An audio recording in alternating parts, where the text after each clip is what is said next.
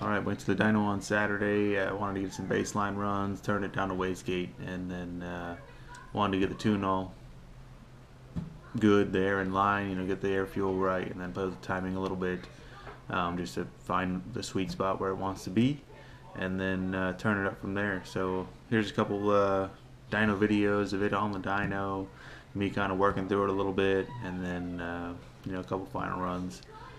It basically makes the exact same power. It's very similar to what it was without the 4-piston head.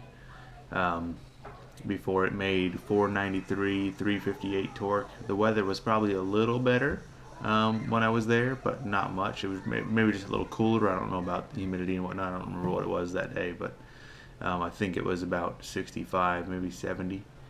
But yesterday was probably in the mid 80s, so it was a little warmer yesterday, but close enough. But it did very similar power. So before it made 493 peak horsepower, this time it made 492 on the same boost level. And then last time it made 358 torque, this time it made 336 torque. So it actually made a little less torque with the 4-piston head, and it does spool a little slower, about 400 RPM slower than it did before. So with that being said, it is very similar to my hand-ported head, but it does carry power to redline better than my hand-ported head did. My hand-ported head was falling out of power about 7,800. It started to taper down. This head is carrying power all the way to redline. I mean, it's still making, when a boost is turned up, it's still making 500 at 8,500 RPM. It's still making 500, where before it was making its peak power probably around low 7s, 7,200, something like that. It was probably making its peak power. So it's making good power. It's got a nice flat power band, which you'll see. There's a picture of it in there somewhere. So here it is. Here's the videos. There was multiple runs, me playing with it, letting it cool down and whatnot. I was there for about 2 hours. So here you go. Here's a few runs.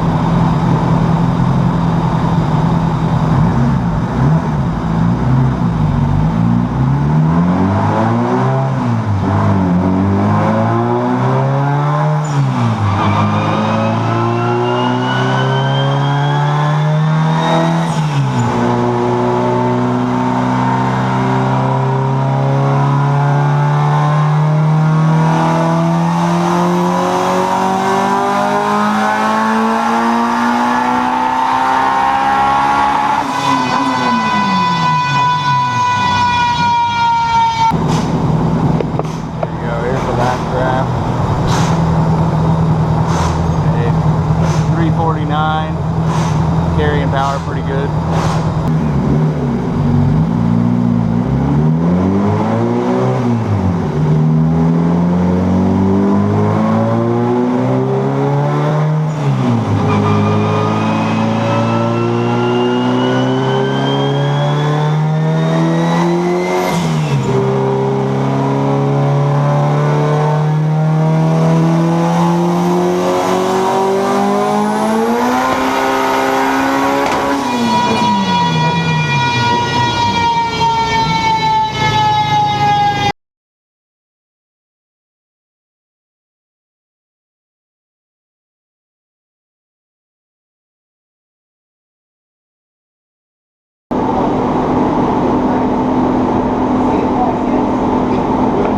Well, we spun quite a bit on that one, but it did pretty good.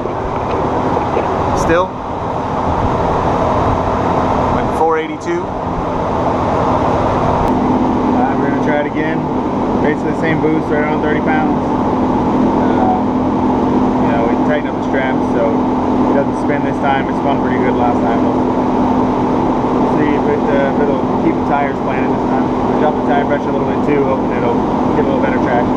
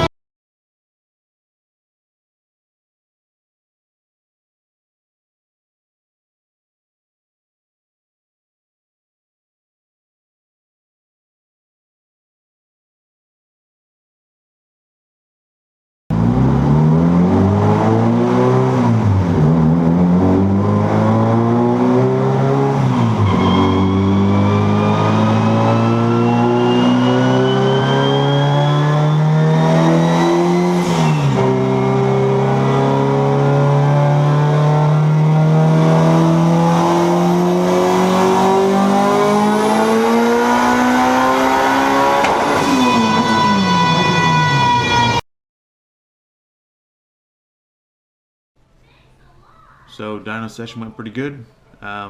Total, I left the dyno. It was ended up spinning a little bit there at the end of those runs. Ended up making 514 with 357 torque. That was right about 31.5 psi, so it was a little more than it was previously. I basically did that because I wanted to see 500 wheel horsepower number, so I turned it up enough to where I knew it would make it and sent it. It was spinning the tires a bunch there, so I was struggling to get it to make that 500. It just kept blowing the tires off, so I dropped the tire pressures a bunch and made it work.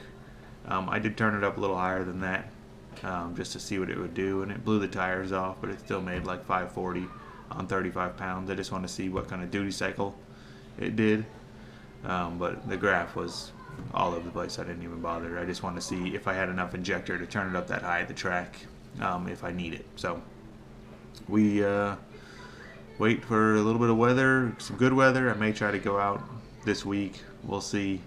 But either way, we'll be getting out here soon, going to the track and testing it out, see what it does. I think with the power band going all the way through to 8,500, I should pick up a little mile an hour over where it was before, if nothing less. So should be good.